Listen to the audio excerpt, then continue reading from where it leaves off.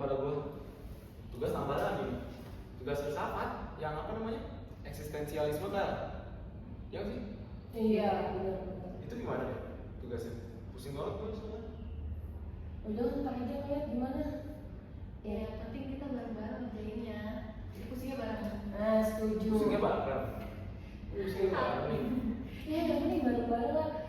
Tapi tau gak sih, ini nggak terlalu nyambung ya, cuma kebetulan kemarin gue baru habis baca artikel itu dia ngebahas soal bom Bali 2. Sebenarnya nggak terlalu apa ya, udah lama kejadiannya, cuma kayak kok gue jarang denger ya ceritanya. Oh, bom Bali 2 yang serangan 2005 itu ya? Iya itu bener. Kalau nggak salah ya kejadiannya kan 1 Oktober 2005 itu tuh terjadi di 2 tempat, satunya di salah satu kafe di Jimbara, satunya lagi di salah satu bar di Kuta. Udah gitu korbannya lumayan banget coy, kayak wisatawan asing pun banyak yang jadi korban. Kasian banget tuh, lagi pada nongkrong tiba-tiba sih. Dan gini ya sebenarnya, kan aku dari Bali ya.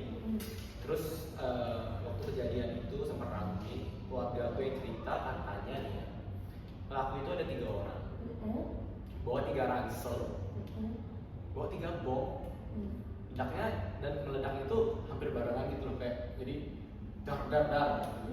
Jadi mereka tuh emang sengaja ngebom tempat itu. Ih ngeri ya, tapi kenapa sih manusia bisa melakukan hal bunuh diri dan bunuh orang lain? Oke, kita cari faktanya dulu. Kayak yang tadi udah aku bilang, peristiwa 1 Oktober 2005 ini tuh kan disebutnya bom Bali 2. Nah, ledakannya tuh di Jimbaran sama di Kuta. Ada 3 ledakan kayak kata Najis tadi tuh. Nah, itu menewaskan puluhan orang dan melukai lebih dari 100.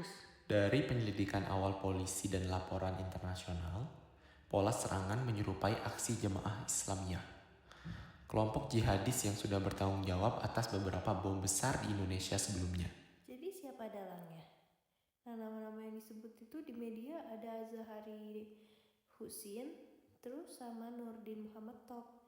Keduanya itu kayak semacam terhubung sama JI, terus dikenal sebagai perancang atau pembuat bom dalam beberapa serangan. Betul, polisi menilai 3 pelaku serangan ini adalah pelaku bunuh diri. Tapi kenapa ya mereka memilih sasaran tempat wisata yang banyak turis asingnya?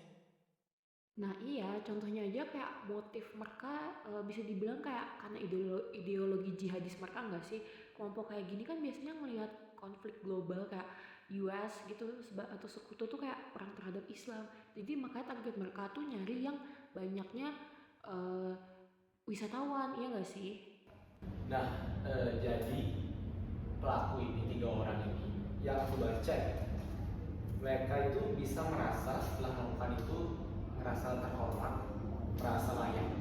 Yang padahal sebenarnya kelakuan yang kayak gitu tuh sebenarnya itu dibentuk oleh kelompok-kelompok yang bisa dibilang ekstrim, kelompok-kelompok yang agak gila gitu.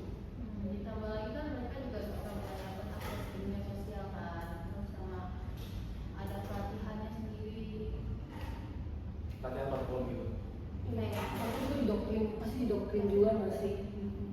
Terus apa bukti kalau pimpinan J itu terlibat dalam perencanaan bom ini?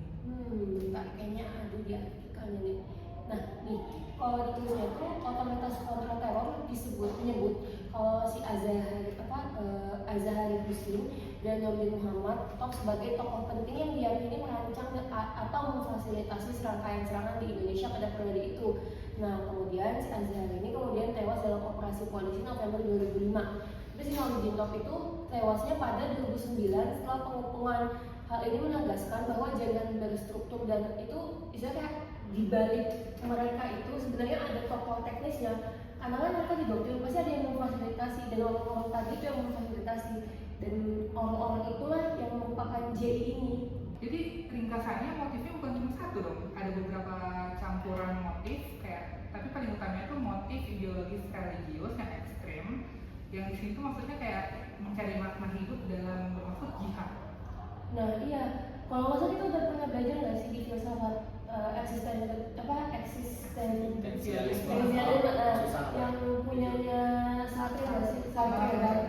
Dia kan membahas kalau manusia itu lahir belum memiliki tujuan dan makna hidup, tapi manusia manusia mencari makna hidup itu sendiri. Dan mungkin orang-orang ini tuh manusia yang mencari makna hidup tapi dengan cara yang salah nggak sih? Oh, berarti kita tuh yang mencari makna hidup kita sendiri harusnya. Iya, emang harusnya seperti itu. Make sense sih, make sense sih. Ya, jadi karena itu orang istilahnya kayak gini, kamu lahir suci putih, kamu nggak tahu apa-apa, dan istilahnya karena kelompok itu istilahnya diambil orang-orang itu dan ngasih ideologi palsu, sehingga makna hidupnya mereka untuk apa ya itu mereka cari dengan cara jihad tadi. Oh iya nggak sih, kebebasan juga kan artinya memilih tanggung jawab kita pilihan sendiri gitu loh. Terus juga menurut Sartre, walaupun terpaksa juga itu tetap pilihan. Jadi kayak walaupun itu bohong ke diri kita sendiri ya. Benar. Jadi itu mungkin mereka tuh merasa hidupnya kosong, nggak punya tujuan, nggak punya arah, jadi ya jalan itu yang mereka ambil buat ngisi kekosongan itu. Nah, jadi makanya mereka itu tertarik karena yang orang dari atas tawarkan ini adalah makna palsu sebenarnya, bukan makna yang suci gitu, makna yang asli. Jadi bisa dibilang ini bukan makna dari kebebasan, tapi makna buatan dari orang-orang ekstrem tersebut. Gitu sih, logika paling make sense ya.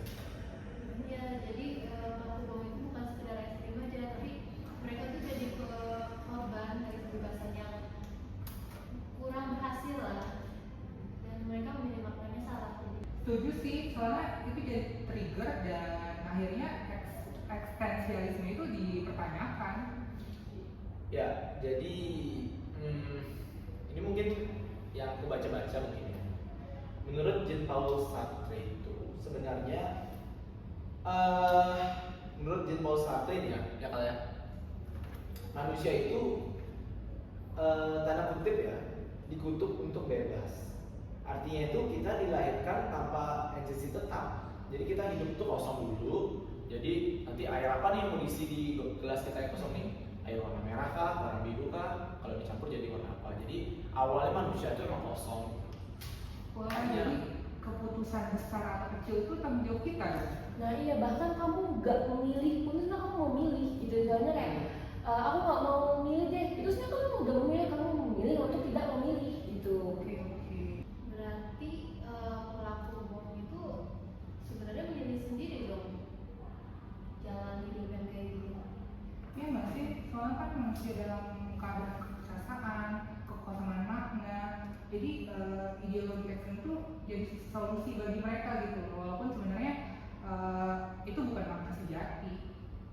Nah iya, jadi kayak mau posisi lu tuh kosong apapun, lu tuh selalu bisa menciptain makna sendiri. Cuma ya itu kan jadinya pilihan, dan itu tergantung pada diri sendiri nggak sih, mau pilihan itu hasilnya jadi baik ataupun enggak gitu. Oh, berarti kita sebagai orang biasa bisa ini juga ya, bisa kayak membantu ngasih makna ke orang-orang yang merasa kosong. Ya, itu benar ya sebenarnya. Di eksistensialisme ini kan sebenarnya bukan cuma teori abstrak ya, maksudnya bukan teori yang nggak beraturan ya. Ada pola-pola tertentu yang perlu kita harus tahu. Jadi kita itu harus bertanggung jawab kepada kebebasan kita. Jadi bebas ya bebas, tapi harus ada batasannya gitu, maksudnya sebagai manusia ya. Kalau manusia bebas banget kan bisa celaka kan, celaka banget. Iya gitu. Jadi gitu sih menurutku. Nah udah. Tadi itu kita lagi nugas, kenapa tiba-tiba bahas beginian kocak. Ini sangat 12 nih. Udah lanjut nih, deadline besok kocak. Lanjut.